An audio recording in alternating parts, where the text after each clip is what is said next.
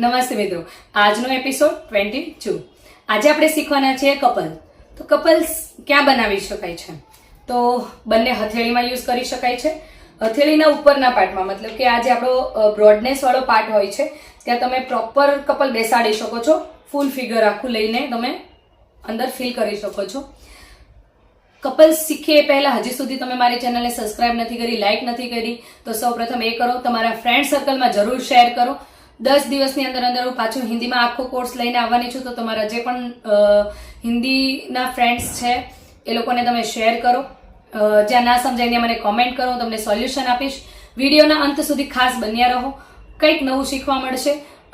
Support કરો, તમને પણ મજા આવશે અને મને નવું અપડેટ કરવાની વધારે મજા આવશે. કપલ બનાવવા માટે તો સૌપ્રથમ પહેલા બંનેના ફેસ બનાવવાના. કઈ રીતે એનો ફેસ, પહેલા કયો ફેસ મૂકવાથી શૂટ વ્યવસ્થિત થાય છે જોવાનું. બરાબર છે કે કમ્પ્લીટલી બનવો જોઈએ ફેસ. આ પહેલો ફેસ મેં બનાવ્યો, તો હવે મને ખ્યાલ છે કે એ બન્યા પછી જ હું બ્રાઇડનો ફેસ બનાવી શકું, તો એ ક્લિયર બનશે. તો સૌ પ્રથમ મેં પહેલાં બનાવી દીધો છે ગ્રોમનો ફેસ. હવે પછી મેં એને પાઘડી બાગડીનો બધો શેપ આપી જ દીધો છે, બિકોઝ કે એની દાઢીની નીચેનો પાર્ટ જે છે ત્યાં આપણે દુલ્હન બનાવવાની છે. તો એનો ઉપરનો જેટલો બી પાર્ટ છે આપણે કવર કરી નાખ્યો. હવે હું દુલ્હનનો ફેસ બનાવીશ કે કઈ રીતે એની આઈઝ, નોઝ, લિપ્સ, ટીથ એ બધું બનાવીશ. બરાબર છે. અને પછી એમના નાકથી જેનો ટીકાનો ભાગ છે એ પ્રોપર વ્યવસ્થિત રીતે બનાવીશ. અને પછી એમનો જે મેઇન શેપ છે એ આપીશ.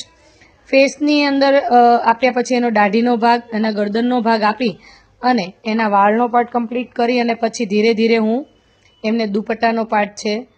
પણ એ પહેલાં હું તો શું કરીશ કે જે ગ્રોમ છે એમનું પણ સાથે સાથે કવરઅપ કરતી જઈશ, કે જેનાથી બંનેનું જે સમતલ હોય છે એ સેમ રહેવું જોઈએ. હાથ ઉપર નીચે કે આડા હવળો ના થાય એના માટે પણ આપણે શું કરવું પડે કે બેલેન્સિંગ રાખવા માટે એક સ્ટેપ બાય સ્ટેપ લેવું પડશે, તો એ વ્યવસ્થિત બનશે. અને સાથે સાથે કવર કરતા જ જવાનું એની જે ડિઝાઇન્સ હોય છે થોડી ઘણી એટલે જેનાથી તમારે પછી ફીલ કરવામાં વધારે ઇઝી પડે. બરાબર છે. એમના દુપટ્ટાનો પાર્ટ આપી દીધો છે મેં. પછી એમના સાડીનો જે પલ્લુ, ગુજરાતી ટાઈપમાં સાડી પહેરેલો છે, દુપટ્ટાનો પાર્ટ એ આપી દઉં છું. દુલ્હાના હાથ અપાઈ ગયો છે. હવે બ્રાઇડના બંને હાથ આપી દેશું. હાથ આપ્યા પછી એમનો જે સાડીનો પલ્લુ છે એ આપણે કવર કરી દેશું. તમે સાડી પણ કોઈ પહેરે છે, કોઈ દુપટ્ટો પણ પહેરે છે, તો આપણે આ રીતે સાડીનો પણ પલ્લુ એ રીતે હોય છે અને દુપટ્ટાનો પણ પલ્લુ એ જ રીતે હોય છે. કેમ કે મેરેજમાં મોસ્ટ ઓફલી બધા સીધો પલ્લો જ યુઝ કરે છે. બરાબર છે. એટલે એ રીતે દુપટ્ટો નાખ્યા પછી આપણે શું કરશું કે એમનો નીચેના જે ઘેર છે એ ઘેર આપી દઈશું. દુપટ્ટાનો પાર્ટ પણ આપીને પછી કમ્પ્લીટ આખો શેપ આપ્યા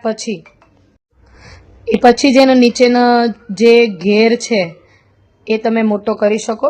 તમારે જેટલું લોંગ રાખો એટલું. તમે જોઈ શકો છો કે કેટલું સુંદર લાગે છે જ્યારે આપણે ફીલ કરીએ છીએ. તો મિત્રો, તમે જોઈ શકો છો ખૂબ જ સરસ લાગે છે ફિગર. તમારો ઉપરનો જે પાર્ટ હોય છે એ બ્રોડનેસ વાળો પાર્ટ હોય છે આ પાર્ટ. તો તમે આ રીતે આ ફિગર અહીંયા બેસાડી શકો છો. હું તમને લાસ્ટ એક વિડીયોમાં હું હાથમાં પણ ફિગર બનાવીને બતાવીશ. તમે જોઈ શકો છો કે કેટલું સુંદર લાગે છે. તો આ રીતે ફિગર શીખવા માટે મારી સાથે જોડાઈ રહો. આવતીકાલે આપણે ફરી મળશું. Thank you so much.